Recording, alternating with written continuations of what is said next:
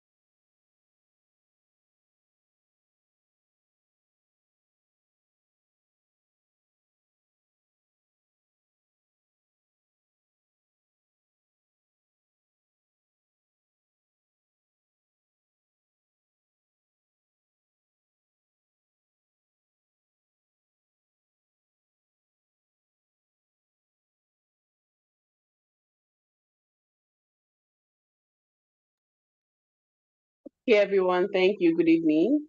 I believe you can all hear me. Please indicate in the chat room to let me know that you can all hear me. Once again, my name is Chamaka Ezani, and I'm the moderator for today's class.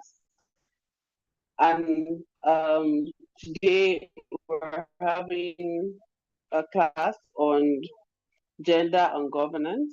And our facilitator for today is Aisha Ella John, who is already in class. So I'm going to give you a brief bio of who she is. Aisha Ella John is a policy and advocacy strategist and community development worker. Aisha has years of experience in community project implementation. She is interested in building a gender smart population, improving participation of young women in governance in Nigeria through capacity building and partnership development. She is also a child development champion. Her years of experience spans through different developmental sectors, including public health, child development, gender and policy advocacy, and climate change. So please let's welcome our facilitator for today, Aisha Ella John. Thank you so much.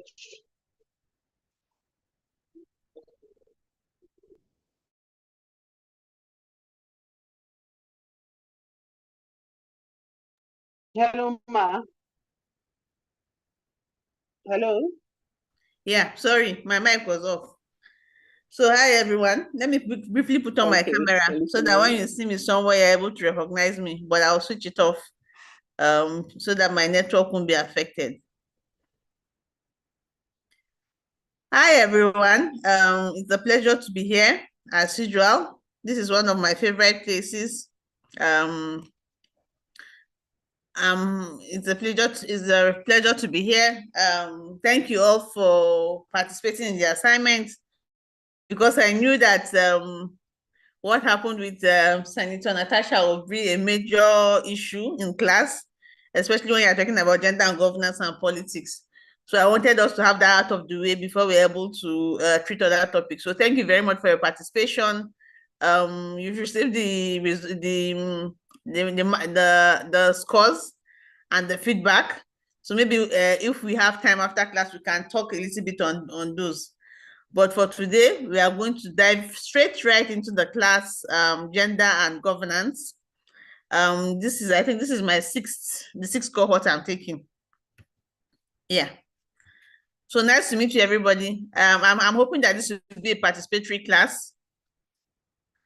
We are going to participate more, and I'll be asking some questions. So if you can't unmute and respond, please respond in the chat box. Okay, so why do we do gender and governance? Because a lot of times people feel that this is some sort of activism. We just want to say, oh, give women a certain percentage, oh, women deserve this, women deserve that. No, that is not why we do this course. Why we do this course is so that we know where women are coming from. We have an idea where we are going to, and we have an idea the challenges and the barriers that are there, and how other women have overcome these barriers. It's not a cause for us to trade blames or to push a victim mentality or victimhood. It's a cause for us to know where we and strategically position ourselves to be better, to have these governance positions. So an overview of Nigeria is that from pre-colonial times, contrary to what most people think, because once you ask people about women in governance, they say, oh, women have always been marginalized. But that's not necessarily true. From pre-colonial times, women have always held leadership and governing positions in Nigeria and in Africa generally. However, the population of women who have held these positions are not equal to the number of women that we have in our population. So because we have almost a 51% population of men versus women, but in terms of governance, it has never been above 5%, which is grossly unequal to the number of women in decision-making and governance position. So we are here attempting to review the participation of women in governance. So before then, what is gender? Gender refers to women, characteristics referring to social norms of women, boys, and girls. These are social constructs. They include how we behave, norms, what is expected of us, and what roles are associated with being a man, a girl, a woman, or a boy. In Nigeria, we have just two genders, male and female. If you're abroad, we have a long list of gender. especially when you're filling a form, you have over 20 to 30 genders to pick from. But in Nigeria, we have both just male and female gender. So forgive me if you are abroad and taking this course. For the context of which I'm taking this course, we have only male and female gender. So what is governance? Governance is how we generally, it's not just how we rule, it's just a study of how we approach power and how we also benefit from power and how we also centralize our authority and of the modern states. And this also applies to previous pre-modern states and just generally how people are ruled, how people are agreed to be ruled. Some people are agreed to be ruled by democracy, some people are agreed to be ruled by military rule, some people are agreed to be ruled by monarchy. It's just a way that people in the society agree. Sometimes they may not agree, but it's just generally how the society has agreed or how the society is being ruled, basically. So the agreement is always in question. So pre-colonial modern day Nigeria, because most of you will say, oh, women are not, there are no female traditional rulers, women are not in governance. But in modern day traditional leadership, we have Her Royal Majesty Olubimi Falayo. She's the regent of Ibule, Ife-Dora local government area in Ondo State. She's a graduate, as you can see, and she became the regent in 2019 after her father died. And she's supposed to reign until the kingmaker selects a new king to rule over the affairs of the kingdom. So you can see that we have female monarchs in present-day Nigeria. We also have Her Royal Majesty Taiwo Oyebola Agona. She's also regent. And you can see almost all of them, there are one characteristics of them is that they are very young and they're also graduates. So whatever, being young doesn't stop you, and also being educated doesn't stop you. It's actually an advantage for you as a female in governance. Then we have Her Royal Majesty Omu Onyubuchi Okonkwo. She's the Omu of Obio Kingdom, and North Local Government of Delta State. She's very passionate about women in governance, especially the challenges that they face, identity crisis among the Igbos, and also predicament of the girl child. So you see that for the north, for the southeast, south, and the southwest, we have a fair representation of women in governance. And then, yes, again, we also have for Ondo, again, you can see Ondo, and Ondo is where we have a lot of these regents. Again, another graduate, she just completed the NYC when she became the regent of Iboropa in Akoko, Ondo State. So these are three young women, and we are going to do a quiz for them, a quiz later, and I'm hoping that I will get some winners. So these three young women, this title is the Otu Odu Obasi. Otu Odu is a female chieftaincy title that is exclusively mostly for married women. But these three young ladies, they are sisters, and they approached their father and asked him that if their brother could take his own title while he's unmarried, why can't they take their own title while they're unmarried? And their father approached the kingmakers and asked if there was something that was stopping them from taking their title while being unmarried. And they checked the tradition. That's the challenge, the tradition. And they found that there was nothing that stopped them from being able to take their titles while they were unmarried. And so last year they took their titles, and they are now known by their traditional titles. They are now traditional chiefs, and they are unmarried. So one thing with women in governance is that you see that we continue to challenge convention. And so it's easy to say, oh, this doesn't happen. Oh, they said women cannot do this. They say women cannot do that. But how are we able to challenge these traditions to see that these things that we've seen as traditions are actually really traditions, or not just some people's what some people want to project. So for women in Nigeria, there's usually been very record low number of participation of women in politics, both in elective and appointed positions. This has been very serious concerns to women groups. There have been national conferences. There's been a lot of conferences and meetings to see how we can increase women's participation in politics. NGOs, world organizations. There's also been a gender policy that has recommended 35% affirmative action, and sought more inclusive representation of women in governance. Our national average has remained at 6.7%, though it's lower now, but the global average is 22.5%. And I think Namibia is the one that is doing very well now. Tanzania, there's a lot of question about the quality of leadership, but we are just restricting this class to the gender and governance, not the quality of the leadership. So for our pre-colonial female leaders, we have, we have the one that everybody knows. This is Queen Amina of Zauzau, and she's one of the, when you talk about female leaders, she's the one that almost everybody knows. So let me stop sharing this, or let me just hold on and do a quick quiz. So which modern day state in pre-colonial Nigeria had the most female leaders, female traditional leaders? That's one. And the second question is, how many traditional leaders did that state have?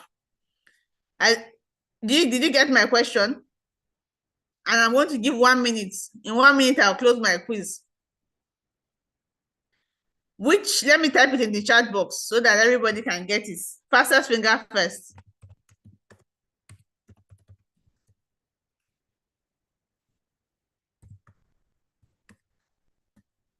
You can type your answer in the chat box, Yeah. please.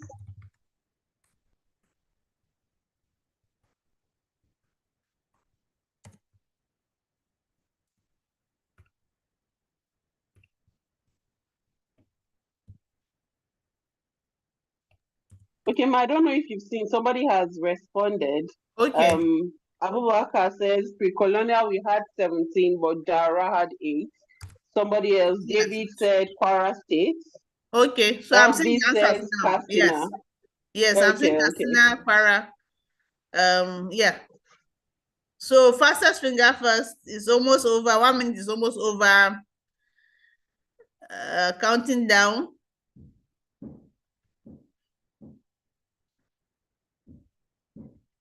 Yeah, the answers are still coming, even though I'm seeing other people's names.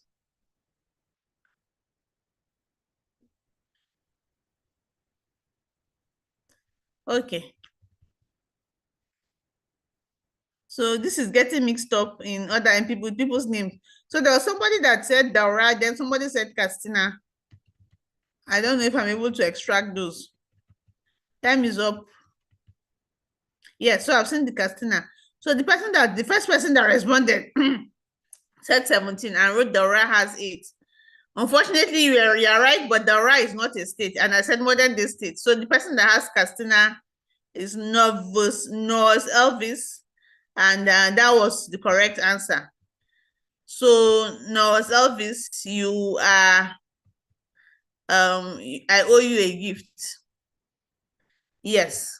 So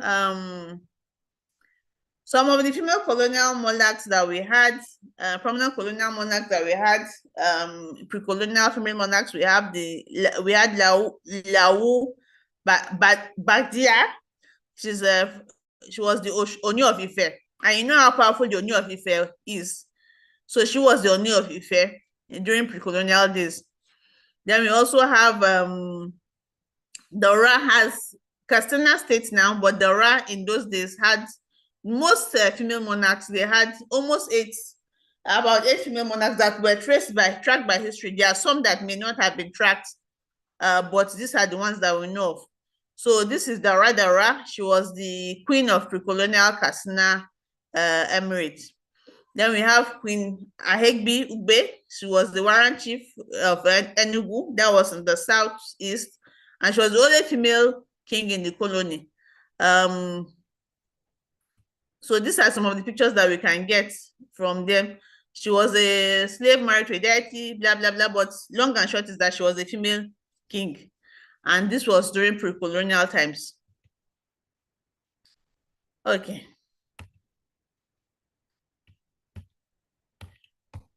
My slides are not moving. Sorry. Okay. So these are other monarchs that we've had. in pre-colonial times. You can see there are a lot of them, about 18 of them from different, there's some in Rivers, mostly the Ora, and mostly the Southwest. So these are all pre-colonial kings, queens, sorry, or traditional leaders as they're called then. Then during the colonial times, colonial period, we have some of these and I try to balance it so that it shows that it's across the regions. It's not just one part of the country that has these women who have stood up and fought to be actively participating in governance. It is across the regions, and it's not just oh, they'll say, oh, it's the north. The north doesn't have female politicians, or it's the south. It's across the regions. So you can see that from time immemorial, women have been very active in participating in governance, and they have also fought for their right to be active in governance. At the last course we did, we examined the movie Fumilayo. It's a very interesting movie, and I'm requesting that everybody that has access to that movie should please watch it. It was about Fumilayo Ransom Kuti. Most of us just know her as Fela's mother, or the first woman to ride the car. But most of us don't know the actual story behind the woman Fumilayo. She was a very strong woman. She organized a group of women, Egba women, in our community. She just wanted them to have a voice and not have the multiple taxations that they were having at that point. And they became so powerful. This group of women became so powerful.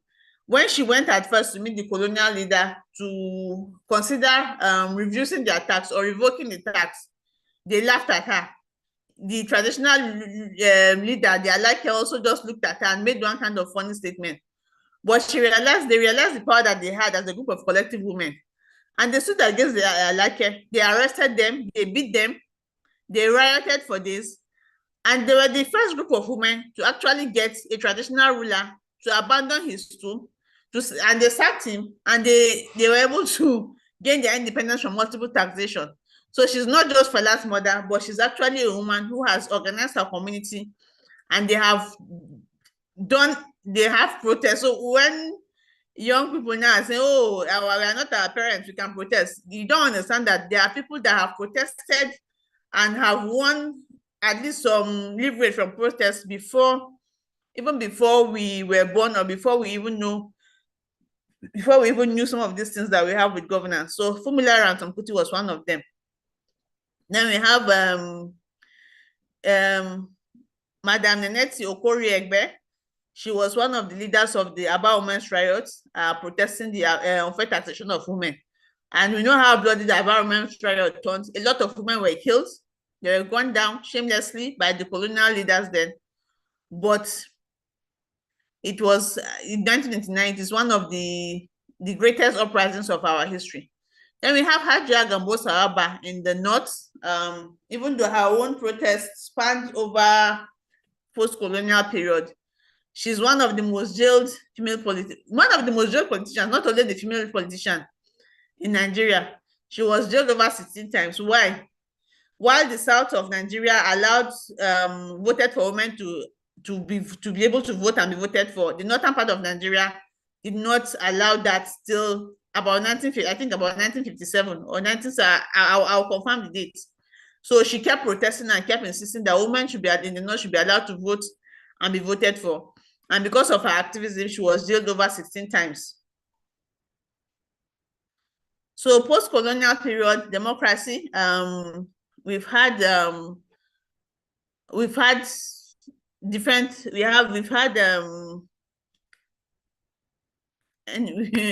after democracy, like I said, when democracy came, like I said, 3 women were appointed to the what we call now the National Assembly. There was Olufumilayo Ransom Kuti. She was from the Western House. Margaret Ekpo and Janet Moloko from the Eastern House of Commons. Like I said, the North did not allow or did not vote for women to be in governance at that period. So also post-colonial period, we had a lot of women that joined. Margaret Ekpo was also there, and also some of these women moved to the what we call now the National Assembly. in northern Nigeria, women were still not allowed to be part of governance. That's why Haja Gombo Sawaba was very, very active in her governance. The Second Republic, I'm trying to skip a lot of this so that we come there, but just so that you have an idea that women have always participated in governance. Women were appointed as ministers. Some of them were in the National Assembly and the Senate. Some of them were in the Senate. And then from 1999 to date, we have had over 26 years of uninterrupted democracy. And the highest we've had for women participating in governance was when we had 26 women in the House of Reps and 8 women out of 109 senators in the Nigerian Senate.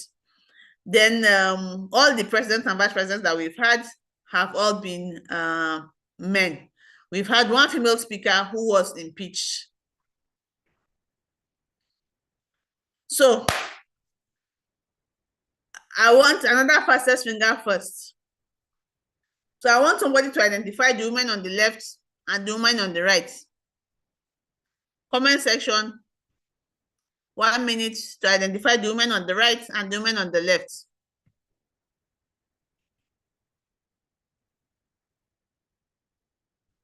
Sorry.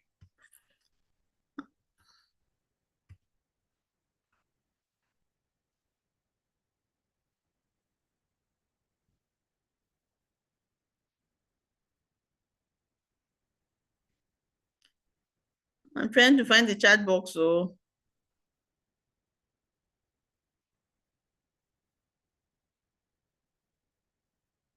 okay, I found it.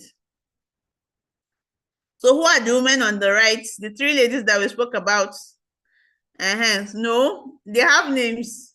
Oh, somebody say, oh, 2 women. And who is the woman on the right?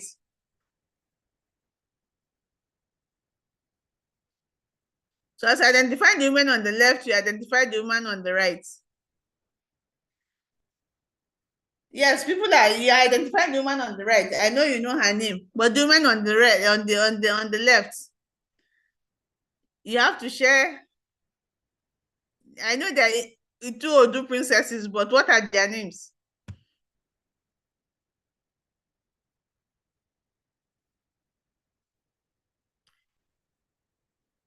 Twenty seconds left. 19, 18, 17, 16, 15, 14, 13, 10, 9, 8, 7, 6, 5, 4, 3, 2, 1. So nobody is able to identify. So if I've been very funny, nobody is able to identify the woman on the right, on the left, just the women on the right. Everybody is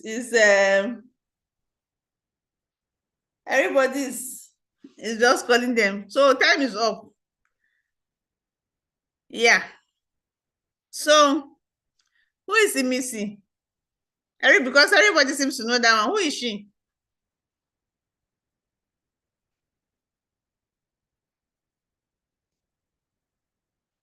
You can type it in the chat box.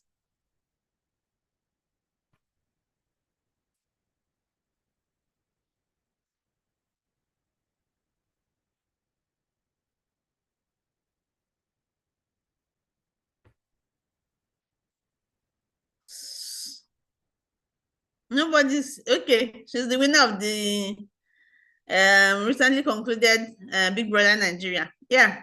So it is okay to know. And that goes to a very key point of what we are saying, especially with women in politics and interest. So I just told you before we started this that these are women young women who, these are young women who woke up and challenged convention. Challenge convention. They said, okay, this is how it has always been done, that women have to be married before they take this title. But we are unmarried and want to take our title. If our brother could take his own while he's unmarried, why can't we take our own? And they actually challenged that convention, went all the way to their elders, and they were able to get that, they're able to find out that there was no tradition that actually said these women have to be married. There was no written tradition or no tradition that said these women have to be married. It's just something that people adopted. So these are people that are challenging convention, but nobody knows them. But we have somebody that won a reality show, and everybody knows their name. And I'm sure this is the first time I've seen the pictures of these young ladies. This is the first time I've seen the pictures of these young ladies. You don't know them, you have never heard of them, and we are not even concerned about finding out who they are. But we know the person that won Big Brother Nigeria because she's a reality show, and it is a popular show. But we don't have the interest to find out the women that are challenging convention, the women that are challenging our place in the society, the women that are not saying, oh, okay, this is what tradition says, let's leave it at that. They are going out to say, okay, where is the tradition that said that? Which tradition said it? And challenging and actually getting, moving ahead with it. So that is one of the major challenges that we have with women in governance. Interest. And we'll talk more on that as we go ahead. So these young ladies are Osita Chidoka's daughters. Osita Chidoka was former Minister of Aviation. So you can now Google them and learn more about them. So political parties like to say that they give women opportunities to be in governance. We have the All Progressive Congress. They offer 50% of their nomination forms for women. PDP also does the same, while Labour Party gives nomination form for free. So that is, for them, that is how they support female candidates of political parties. Sorry, I just used the top three parties that the first, second, and third parties for the last election. I know that there are other parties here and represented here. So forgive me for that. So what are the challenges that we have for women participating in politics? Interest, like I said now, I showed you a very practical example. I showed you a picture of women who have challenged convention, and I showed you a picture of a woman who just won a reality show.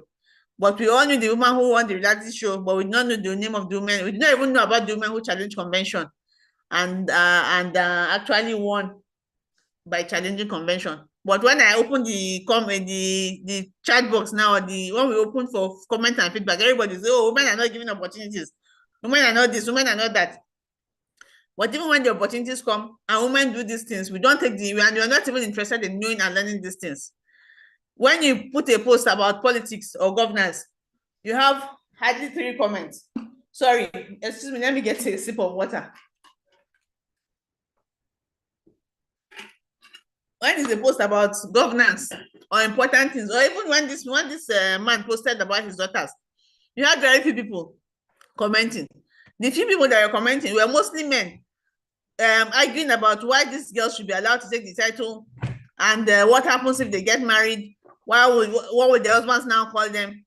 The women that I was expecting to be excited, especially when they keep telling us that all women are marginalized, they are not even anywhere near the conversation. And this is a very big step for women, especially in the Southeast, because these women can now say, okay, whether I'm married or not, I can take my title. Whether I'm married or not, I can achieve some things and all that. So this is something that I expected to have some certain level of interest and build some conversation. But unfortunately, it's not as interesting as somebody winning a reality show. And when it's gossip, now everybody knows what's happening with Regina Daniel and her husband. Everybody, at least people that are active on social media, they are written 2 or 3 posts about it. But if I ask about what's happening with Tanzania and Tanzania election now, I'll get crickets. So interest is a major reason why women are not participating properly in politics. Then financing. Elections are not cheap, even though parties offer some percentages of nomination and all that. Elections are not cheap. Elections require a lot of funding. You have to fund media, you have to fund travel, you have to fund a lot of things. So elections are not cheap. And funding is a serious challenge, especially for women. Then cultural and religious barriers. Yes, I know that we don't want to do the victim narrative, but there are also cultural and religious barriers that prevent women from participating in politics. For example, a practical example is Katsina. How Katsina went from a state that has over eight queens to a state now that has very, very low rate of children, girls being educated, is something that we also have to study.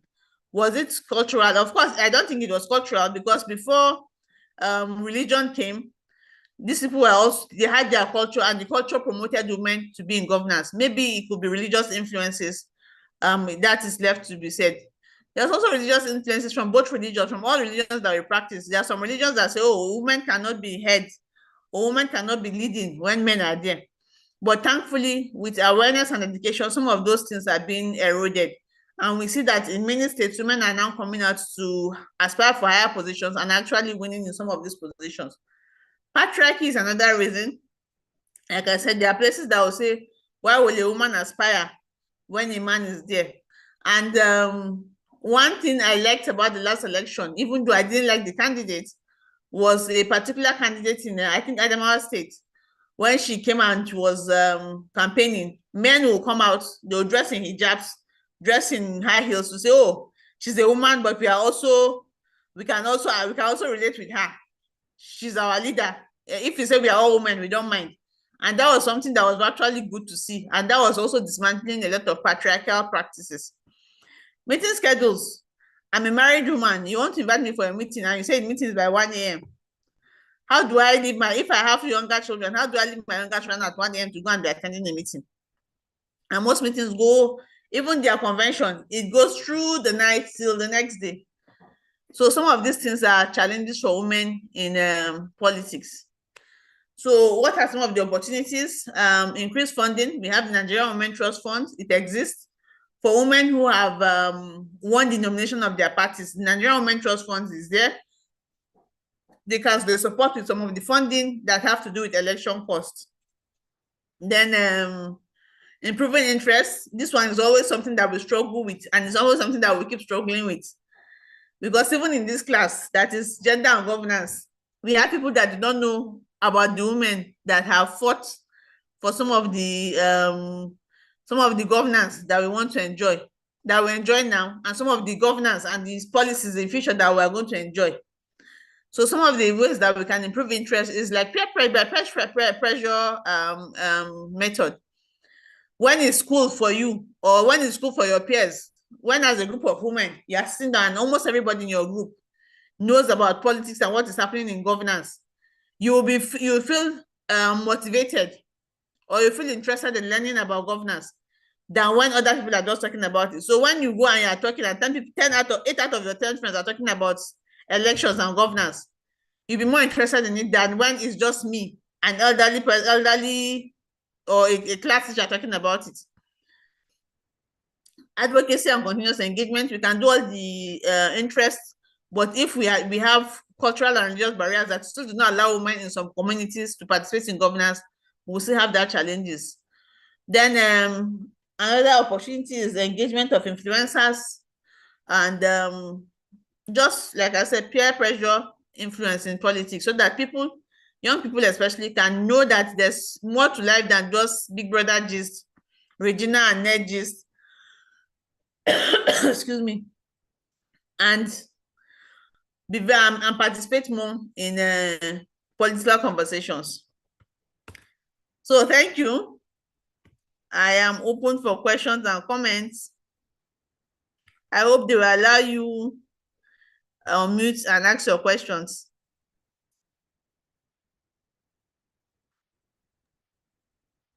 Thank you so much. Please, if you have a question, please raise your hand so I can unmute you and you can ask your questions.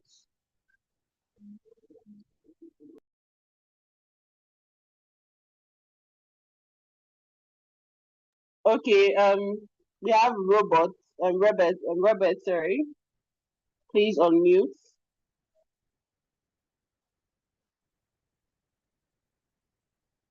Good evening. Obeya. Yes, Okay. I'm with you. Good evening. Well, that was a wonderful presentation there. Mine is not a question. I just want to add to what she has just taught us. Um, I want to add that one of the barriers again is that women at times don't like themselves. And I always have one example. When one woman comes out to contest, there are other women who not align with her. They would rather be jealous or something like that. I always use the case of Sarah Jubri during the PDP election. If you look at it, there were many women delegates who went there, but only her voted for herself.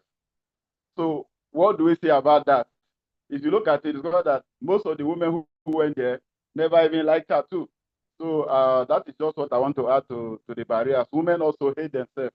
They are jealous of themselves, and so they don't want to identify with other women. Thank you.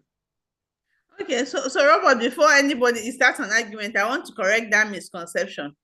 So because I'm a woman and I'm contesting for an office doesn't mean other women have to like me and have to vote for me. I have to be a good candidate. I have to be a good buy. Last APC convention, Tunde Bakari also went and contested and he got only one vote. So does this mean men don't like themselves? Or because if I'm a woman, I'm on the ballot, women must vote for me?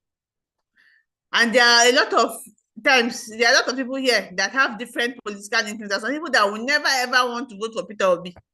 There are some people that will never ever want to vote for Tinubu. There are some people that will never ever want to vote for Atiku. And they are also men. So is it that they don't like themselves as men?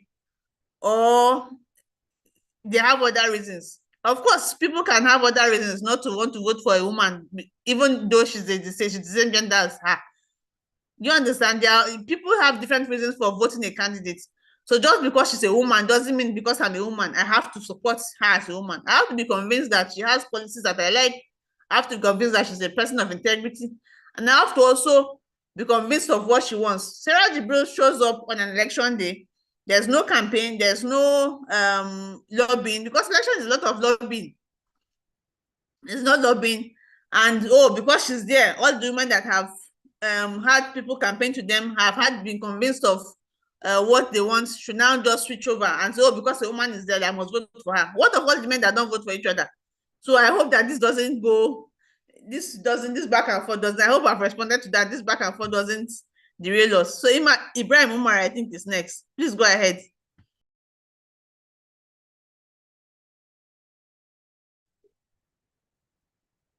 Good evening, everyone. Hello, good evening. Can you hear me, please? Good evening. We can hear you. Please go ahead. Okay. Thank you, Ms. Aisha. Thank you very much for your presentation. My own is on one of your slides that you show us toward the end, where you categorize the barriers that makes women to participate low in governance. Not only the political governance, but the traditional, like the queens. So you made mention of cultural and religious barriers in one of your slides, where you made mention of Kasina before they have a lot of queens, and as per that, the girls supposed to be um, participate more in the governance in such zones, where you said is unset now. Maybe cultural will not be the barrier. Is maybe be based on the religion aspect that yields such. So my question there is, up to today, the cultural representation for women in, I think, the entire north is well represented because they're being given this. But in the governance, that's the politics aspect, I'm seeing like is lack of what you have mentioned in I think number one, and that's the same like interest. Most of the women doesn't have interest to show up to participate because if they have been picking, if you say that they have picked interest, they will have been given space to participate. So my question is it the religion that stopped them from being participating or the cultural based on your well of experience and uh, knowledge? Then my second question is on the Hajia Gambo Sawaba in Kaduna State that you made mention. We read her history because we were not born when she is on that struggle. But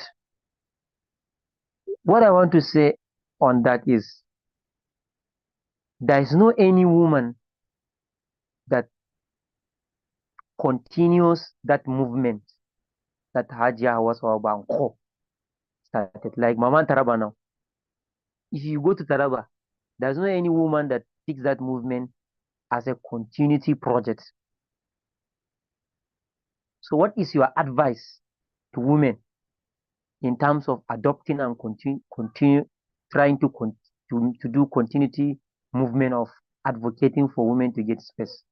Then the last one, most of our women don't want to show up. Like the first person that asked question, maybe you didn't put the question where you can. For example, we are in a workshop or we are in a public space or in a training. The door to ask question will be open, and the people that ask for you, the organizers of that symposium workshop will say, okay, Could you they want to summarize your get. question so others could also have the opportunity? Thank you. Just summarize it. I'm summarizing my own question now. Yeah, this is the last one. They will say that gender balance. So they need 2 females and 2 males to ask questions, but no any woman will show up to ask questions. Despite the fact they have questions to ask, but they will not show up to ask questions. So at the end of the day, then they will come and say it's not gender balance. So what are you going to advise women on that? Okay, so thank you for your question. So the first one, culture and religion. I said it can both be cultural and religious, but I was saying pre-colonial times, if the pre-colonial times and they had their culture and women were still able to become queens, it could be influence of religion. It's not certain because most of our history is not well documented. We don't know how they became queens. We just know that they were queens. We don't know why that happened. But we see that a lot, and it's not just about it's not about one religion. A lot of religions have clauses where they say, oh, when there's a man, a woman should not lead, and that also happens also in Christianity. But even though a lot of them are advocating against it, so I'm just saying that these are some of the influences that make women take a step back. So your second question was on what again? I know the third question was why women do not continue this movement. I honestly don't know. Okay, the second question, why women do not continue this movement? I honestly don't know. And that's why we are here, educating women and begging them to have interest. So for your third question, I agree with you honestly, because I've had that challenge. When we have organizing meetings and we deliberately invite females that are heading organizations so that they can come and be an example to younger women. These women will not be able to attend. They will now send men that are working in their offices. So why are we inviting you as a female? I am sending a man to come and talk. where is the gender that we are trying to balance? So you now have a table. When you are doing a panel, you have a table of males, but I invited females, but they have nominated men. I don't know if you get what I'm saying. So these are some of the challenges that we continue to have. And that's why I said this is not about a victim narrative. It's about us as women knowing what we are doing wrong and how we can do better and improve in our participation in politics. Like I said, we keep doing our advocacy and keep educating people like this so that we can improve. I hope that answers your question, Ibrahim. Next person. Next person is Elvis, I think. Okay, thank you very much, ma'am. Okay, thank you very much for the presentation and thank you for the gift. The question I have, should I even say question or a contribution regarding this women participation in governance? I think during the pre-colonial era, I did a study also, and there was a paper I had to present regarding that. And I discovered that it was not only the female leaders you spoke about in Nigeria. We also have women in Ghana, Kenya, who were part of that leadership. They mobilized women and did a lot as far as their community were concerned, and to the point where they were the policemen, let me use the word men, they were the policemen of their communities. They fought for the independence of their communities. That's women fought for the independence of their community. So when I saw that,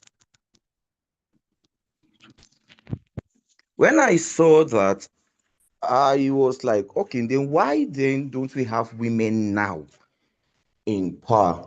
And I discovered that during the military regime, that's where they came and sidelined women. The military regime came in, sidelined women from active participation in leadership and governance. And now my question is, though we've come back to the civilian rule, but the military regime started it. And from there, it has been going on. Women can't or are not able, given the opportunity to sit in leadership. How do we now get into that? Like the person just spoke now, creating awareness for them, or like you just said, creating awareness for them, but they will come and send representatives which are male. And secondly, patriarchal norms. How do we actually handle patriarchal norms? Because from the three princesses, the Odudu princesses you gave, I'm really interested in that, their story, and I'll go to do a finding on that. So how do we actually, from the grassroots, handle patriarchal norms so that it will not be a myth, but it's going to be a reality? These are the two things I would like you to please help me throw light on it. Thank you. The only way of challenging patriarchal is challenge it. If this is the law of the community, okay, where is the law? How did the law come about? Why is the law? Is this a retrogressive law, or is this something that we need to adjust moving in modern? And that's how it is done. And we have various groups in our community. We have various groups and various ways in our communities through which we can address it. But women, in my age, I want to ask question. I beg you. A lot of women just want to stay on social media and be lambasting and lambasting. But you have how would I say, you have the community means of challenging these conventions. Like the Osita daughters, they had their community means. They did not come on social media and start saying, oh, Obasi community is patriarchal. It's patriarchal. Only men can take title. Why did my brother take title? They went to their community. Where did this norm come from that unmarried men cannot take it? And they said, okay, let them check. And they checked and they did not find any norms. And they allowed them to take their titles. So there are processes for challenging this convention. And you go through the processes. There's no shortcuts. It's not an emotional blackmail thing. It is not, oh, give us, we can do better. You challenge these conventions, you challenge these patriarchal norms, and you get questions to your answers. And if it is not something that, okay, this is our forefathers, how they wrote it, we now challenge, okay, is this still useful for us today? How can we evolve beyond these norms? And that's the only way you can do it, honestly. You don't challenge it by gra or by dragging or by just whining. I hope that answers your question. My ED is asking, his hands is up. So maybe let me hear from ED. It's actually his namesake. Oh, okay. Namesake to the ED, please go ahead.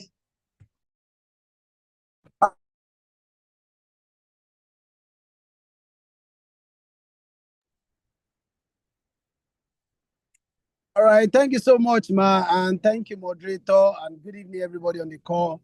I'm actually his namesake, and I've just been wondering, right, since the beginning of this class, to just say that what difference have we noticed that women have made, right? Especially in the recent times, from Nigeria to even outside of Nigeria. I hear you when you mention of those people pre-colonial and present, and yes, I wouldn't even say presently that, because presently I've not seen of any woman, right, that has made any substantial or any noticeable difference, right? So I've just been thinking of what difference will it make, right? Looking at the situation, how we've gotten to this place, right? Or what difference will it make to have women in governance, right? If our psychic, if we think of me, think of party before even the country, right? Where we've gotten to at this moment. So what difference, just asking, what difference will be having women in politics or in governance, or what difference will it be? Just asking, because I've not seen what difference this is going to bring. We've seen Patricia Ete, among others, right, that have not really represented well in recent times, even as far back as our own period in governance. Thank you. Okay, thank you, Kunle. So there are also a lot of men that are not represented well in government. In fact, a whole lot of men. At least we saw 2 men the other day fighting. One was older, one was younger. One saying, shut up. Is it shut up or you're a fool? I'm not a fool, sir. You're a fool. I'm not a fool, sir. And if it was 2 men, now everybody would have been saying, oh, you see 2 men were fighting. 2 men were fighting each other that day. Women don't like themselves. Women don't like themselves. But nobody's now saying, oh, men don't like themselves. 2 men were fighting that day in public. Long and short of it, there are a lot of men who have been in politics and they have not represented well, but they are still in politics. What we do, what will benefit when we have more women in politics is that more women, I'm not just saying 4 or 5 women in the Senate, I'm saying more women. If we have up to 20 women in the Senate, they can move for important bills that make it easier for women, especially women who are having birth, women with issues that they can relate with.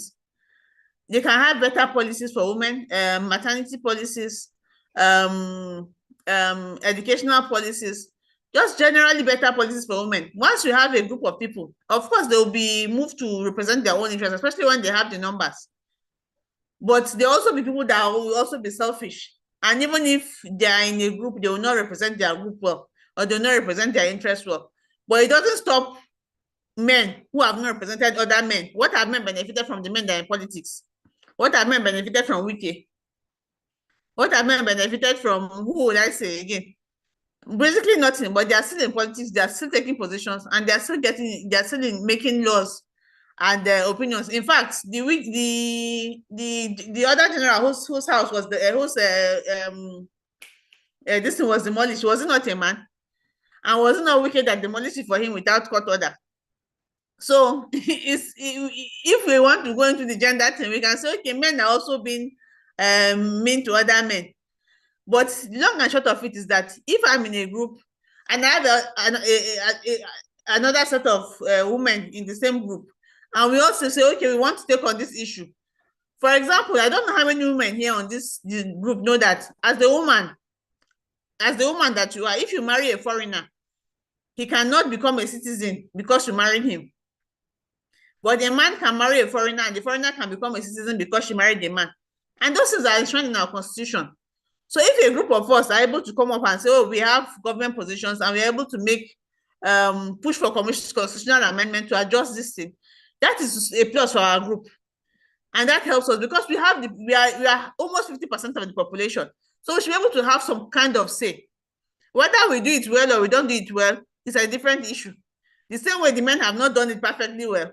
It's the same way women will not get it perfectly well. Like I said, yeah, Wike's trouble now. Who is standing with Wike? I don't know why we keep emphasizing that women are not doing this for each other. That as if women have to be in a straight line and do whatever other women say they have to do. Which male politician has come to say, oh, this is that's happening to Wike. One small boy shouted on him, I stand with Wike. Who has come to do that? Nobody. Everybody has left him on his own. Yeah. So, but why are you not standing with Wike? So it's basically human nature. And I don't know why for women, we feel that, oh, because she's a woman, all women have to say the same thing. All women have to think like that. It doesn't work like that. People are people, whether male or female. So maybe we can, part of the change that we need to change is to change our orientation towards expecting women to like the same thing, expecting women to back the same thing, expecting women to say the same thing, expecting women to vote for the same thing. So maybe that's part of the change that we need to change from this course. Olushola, please go ahead.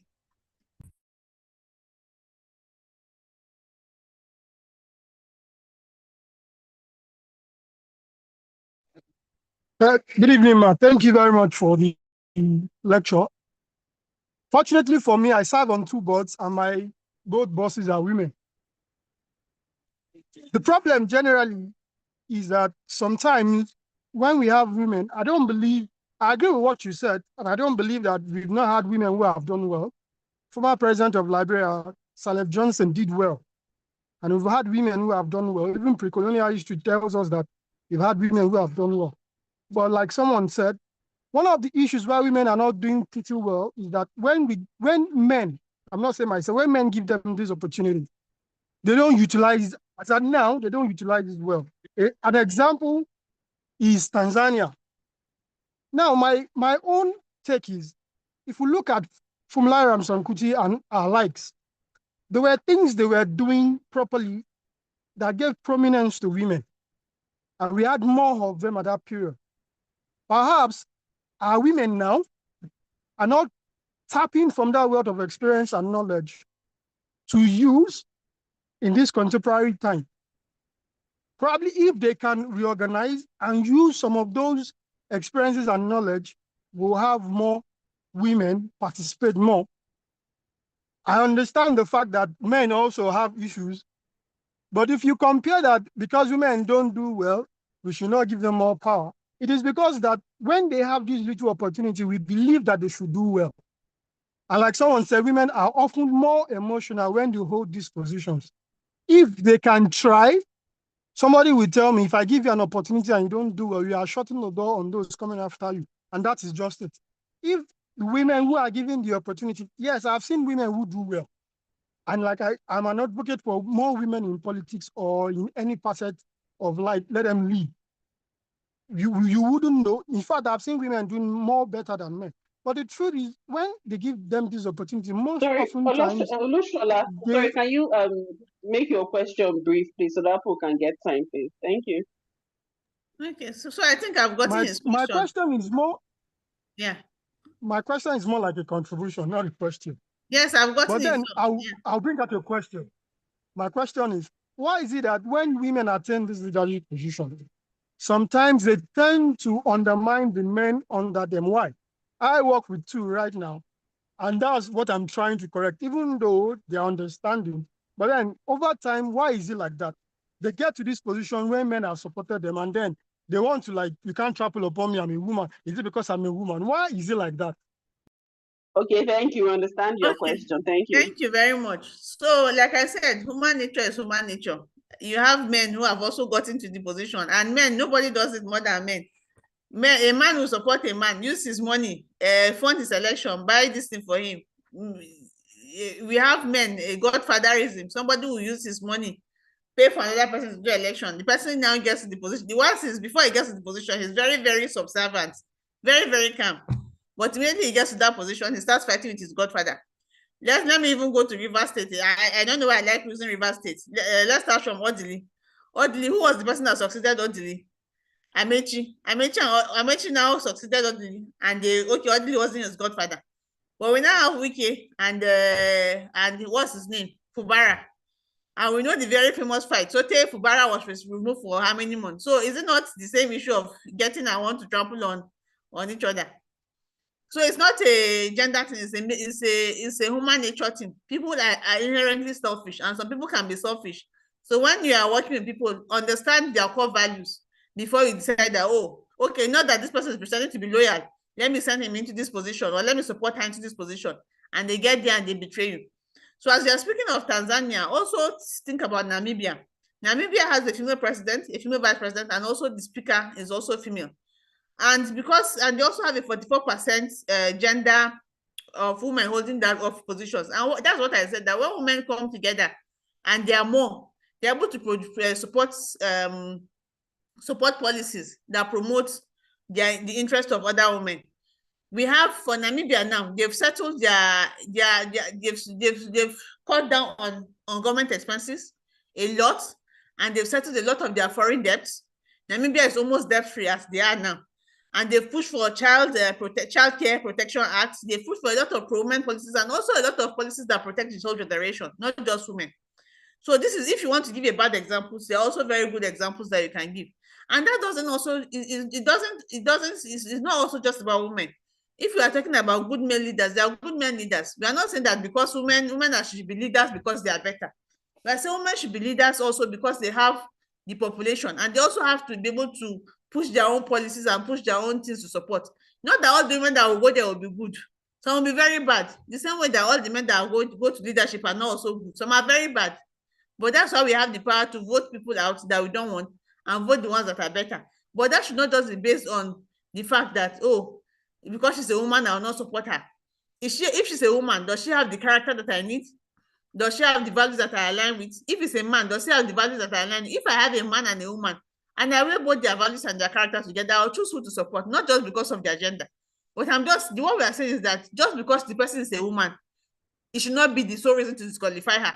That this person may be a very good person, may be a very good woman, but because she's a woman, I will not vote her. That is all we are saying in this class, nothing else. I hope that is clear. First what? Finally, a female voice, I hope.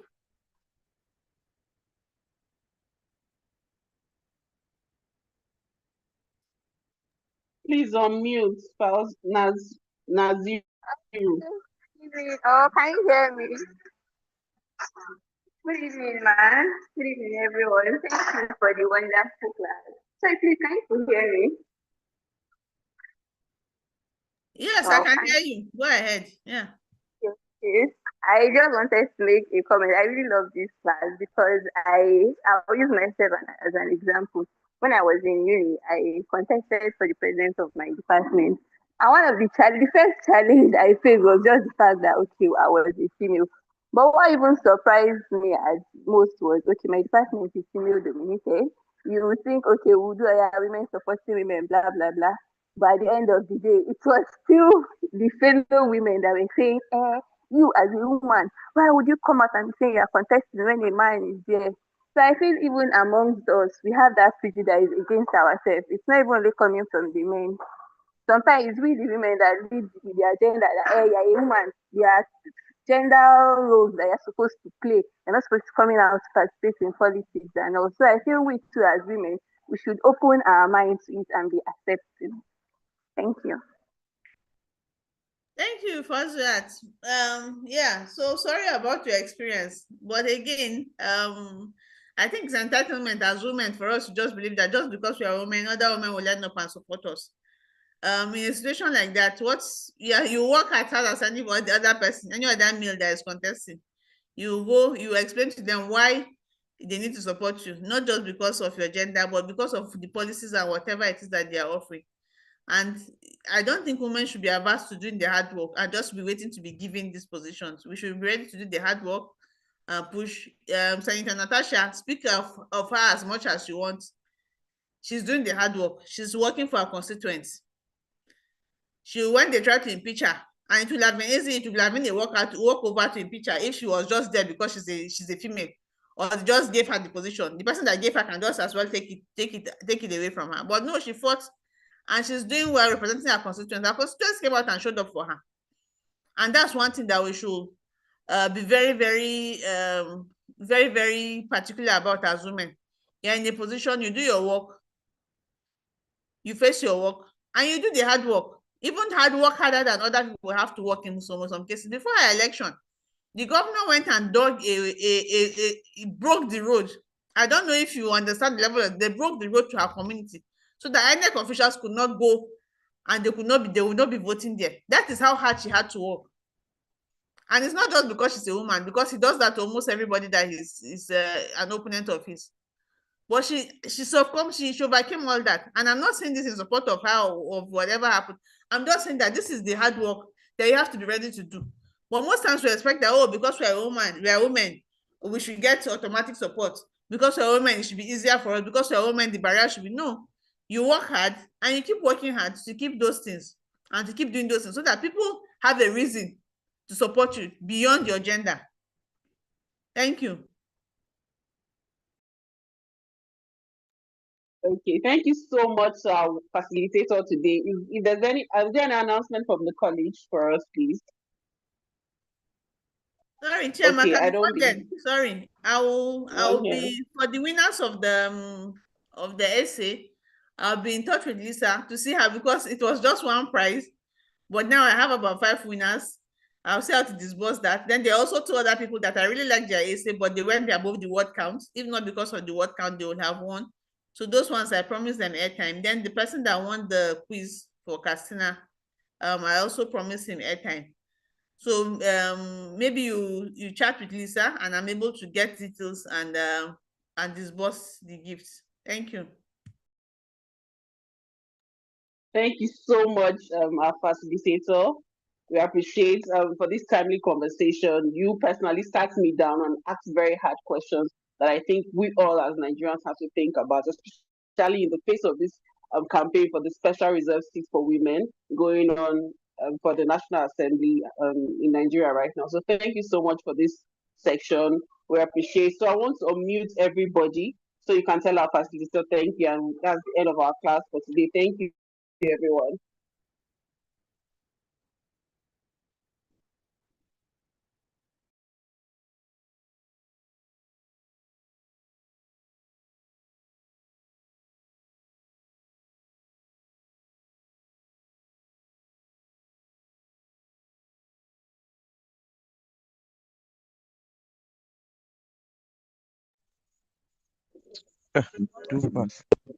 Thank you, ma.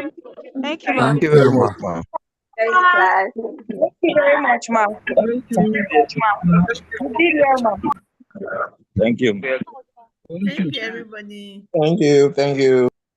Thank you very much. Drop off. Your social media handles, ma.